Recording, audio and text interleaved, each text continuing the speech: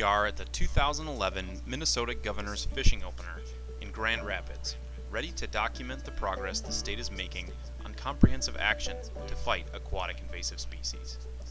Zebra mussels, spiny water fleas, and Asian carp are a real threat to Minnesota lakes.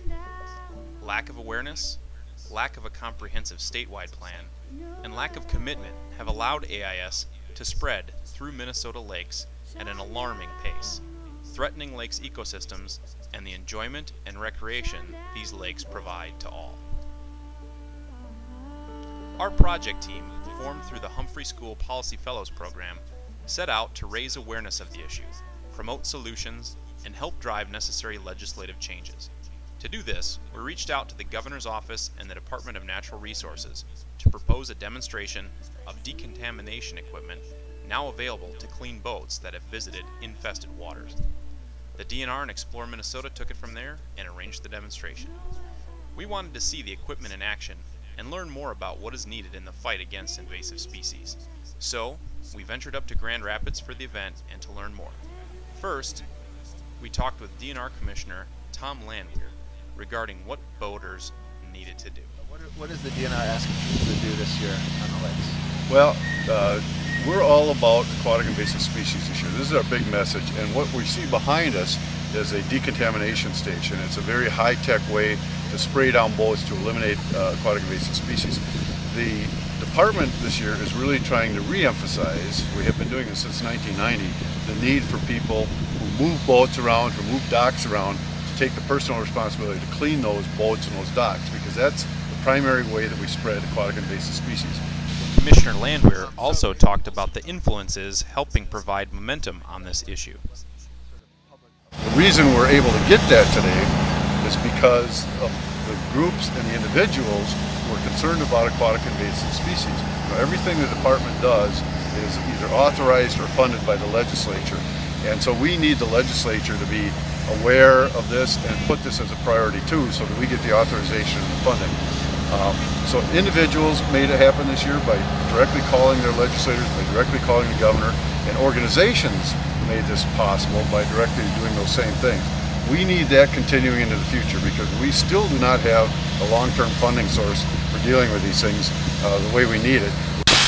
The decontamination demo included a visit from Lieutenant Governor Yvonne Pretner-Solon, who was able to observe the high-temperature, high-pressure decontamination firsthand, along with Luke Skinner, project supervisor for AIS at the DNR.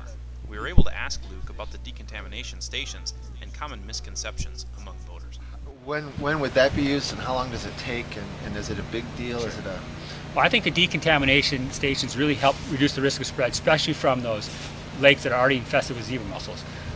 It allows you using high pressure, hot water, not only to kill but remove things that we can't see. A lot of times zebra mussels are attached, and they're small, and they're attached to the surface, and we can't see them, so the hot pressure washer will clean them. So even though we want to clean by hand, it doesn't get everything. So it helps take it to that extra level. And how long does it take to do, I mean, is it a big deal? How much does it cost to clean a boat? How long will it take you at the landing? I think an inspection and cleaning process can take anywhere from 5 to 15 minutes, depending on the boat and how complicated and maybe how infested it is. You can do a thorough inspection in a few minutes. If you get underneath and check it out, if it's fairly clean, you can still wash it, and that may only take 3 to 5 minutes. So it really depends on the boat and how infested it is. Cost-wise, right now, with these units, the DNR will have them out there, and it will be no cost to the boater out there. We'll just be adding that as a service to people, and actually a requirement if the boat is infested, we'll require cleaning, and then we'll have staff there to help do that. Over time, you might see more and more of these around the state. The biggest misconception is that they are not the problem, but they are in many cases. So everyone needs to take those precautions and make it a personal responsibility. The decontamination equipment was also on display later that day at the Fishing Opener Community Picnic, where a DNR booth also helped to drive awareness of the threat and educate the crowd on what they need to do to prevent further infestation. While this spring was an important first step in the fight against aquatic invasive species, we must continue the fight.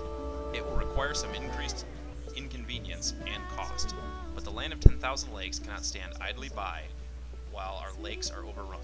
By organizing together, we can prevent the spread of aquatic invasive species. Visit our Facebook page. protect Minnesota lakes from aquatic invasive species to keep up to date on this issue. Thanks.